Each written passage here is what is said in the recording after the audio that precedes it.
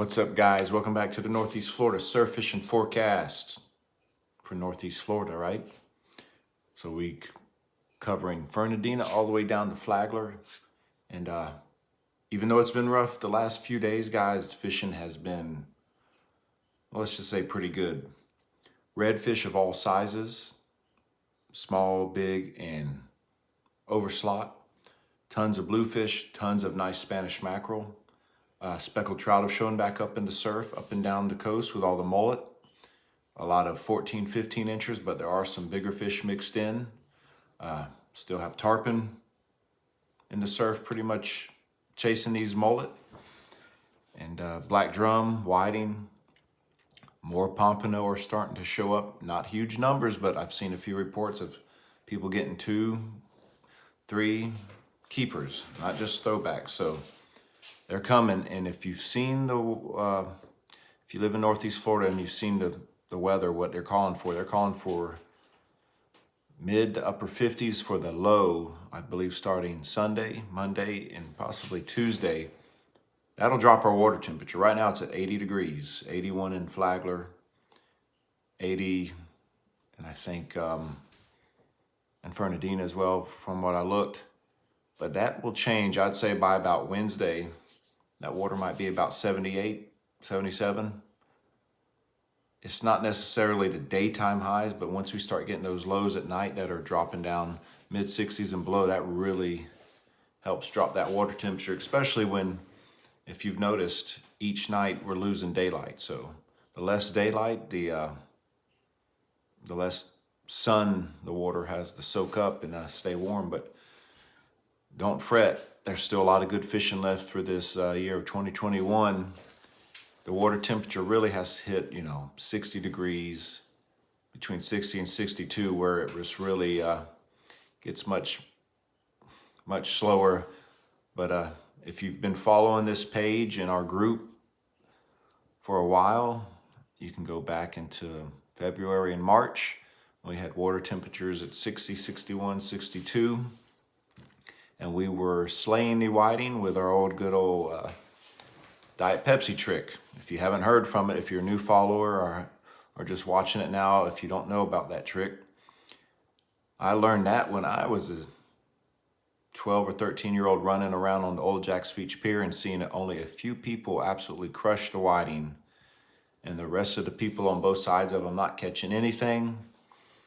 So, being the kid I was who liked to ask 1,000 questions, I asked the guy who was catching the most, and he showed me what he was using. He had his shrimp soaking in Diet Pepsi, and I've been using it ever since.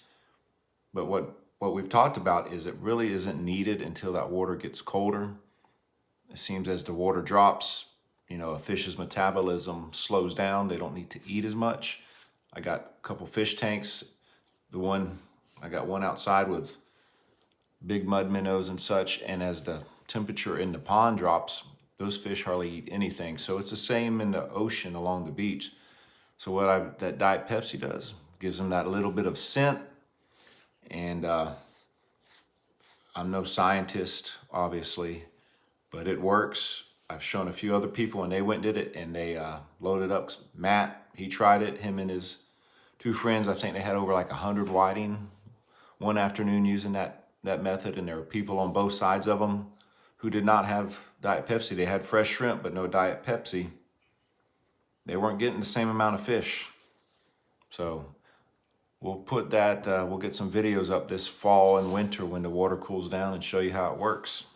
Works great, but until that time, fresh shrimp, clams, crab knuckles, sand fleas.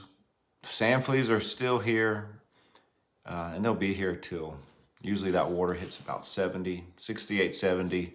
That's when they dig down a lot deeper and they get a lot harder to find.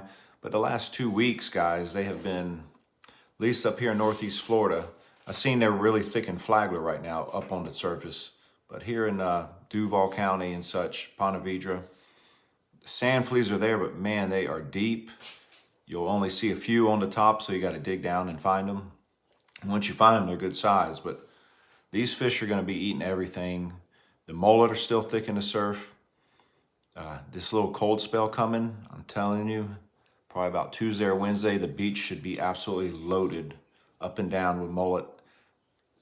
That cold weather will start driving them even faster out of the river. So the fishing should be really good the next few weeks. Like I said, as long as that water stays about 74 to 77, it's going to be game on. And they're still catching a lot of pompano in North Carolina. That's the report I got. So they're on the way here. And when you see it slowing down in North Carolina and South Carolina, you know the main school is at our doorsteps. So it'll be fun. There should be some fat pompano. A few of the pictures I've seen from North Carolina, some 4-pound fish, and I'm telling you, they are thick. Some good meat. If you don't remember, the 15th, no more flounder. Do not keep any flounder. If you get caught with them, you're not going to be paying a fine for them. They're closed, I believe, until the end of November. They say it's to help with the spawning fish, but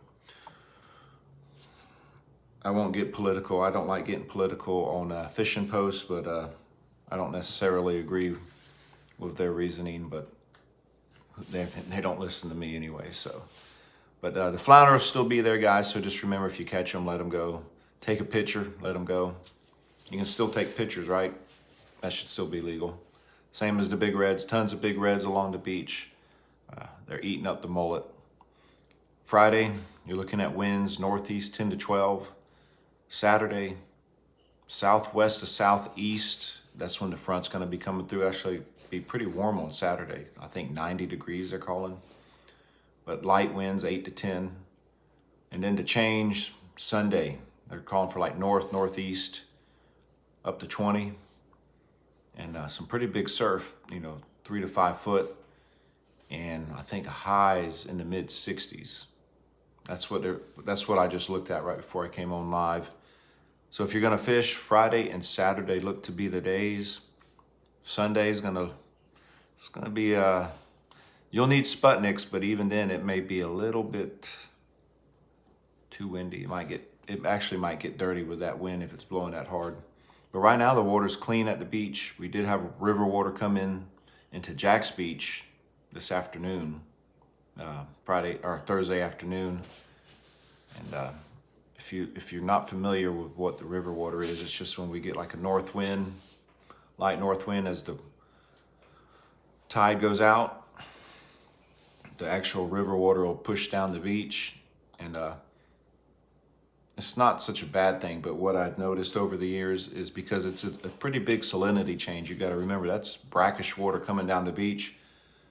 We've been on some pretty good fish bites, drum, whiting, pompano, and that river water comes through and the bite stops dead in its tracks. And then some days it's a day later and they're biting back in it. But usually right when it comes through, the bite really slows down. The only fish I've seen that it really hasn't affected, sheephead, redfish, and the bluefish don't seem to mind.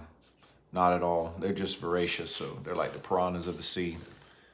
But it should be good Friday and Saturday, and like I said, Sunday, if the wind doesn't blow as hard as they call for, it won't be too bad. But definitely fish Friday and Saturday, guys. Then next week, just looking ahead, we got good winds.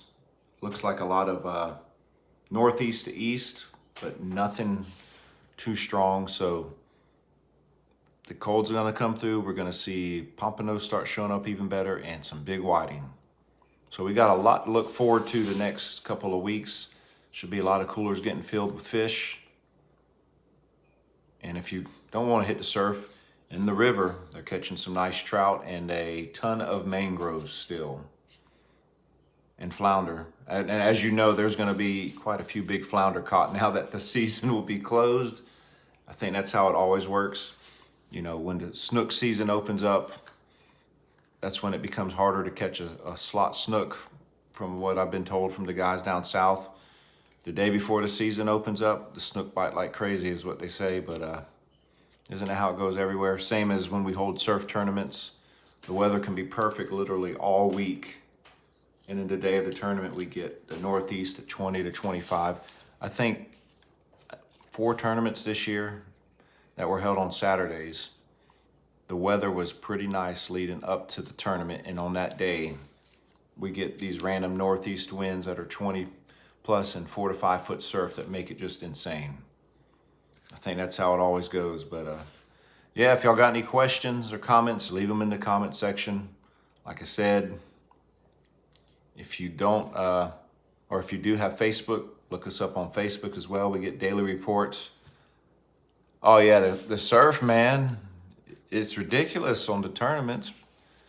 It was pretty big this afternoon too. I actually thought about fishing in the surf this afternoon, but I wasn't real motivated to do it. There was some 3 to 4 foot breakers coming in. I just said, yeah, I'll wait. I was tired from cutting grass all day, so my legs were not feeling it today. Yeah, that's it. Thanks for watching, and I think I'm going to be at the beach Friday afternoon. I'll try to get a... Yes, Jay, tons of mullet in the surf. Tons. They're not pods. It's more like a stream. Now, Thursday afternoon, no mullet to be found. That river water came through. But early in the morning, the beach is literally loaded with mullet in inches of water, and there's tarpon, sharks, and reds just following up and down the beach. So they will be headed your way, and this cold snap will push them a little bit faster your way. So get your rigs ready. They're going to be there. Like I said, if you got any questions, leave them, and we'll catch y'all later. Yeah, man, Jay, when you do get some fish, I don't know if you're part of our Facebook group. When you get on them, leave us some pictures. Show us what you're doing down there in Port Canaveral. That's maybe you can be our guy for that area to give us a report for any viewers who live down that way. Because I'm not going to give a report for an area. Oh, okay. No problem. You can leave a report on here. Leave it on YouTube for us. And we'll post it up if you want to be our Port Canaveral reporter. You don't have to give specific spots away. We don't like to spot burn. But you can just let us know what's biting and what they're biting on, man. That'd be great. We'd like to expand this fishing report, not to just include Northeast Florida, but, you know, Central Florida, South Florida, West Coast of Florida. That I've gotten requests over this year for people asking if I did that area, and I could easily say yes and just go on Facebook or YouTube and find out what's biting, but I don't like to give advice for an area I don't fish. I'd rather have someone who actually lives there tell me what's going on and I can relay it. That's the best way to do it, man. I'm not in the game of giving advice that I don't know what I'm talking about. You know, I could say, hey, go to Sebastian, but I'm not a Sebastian fisher. I know what they catch there, but that's not my game.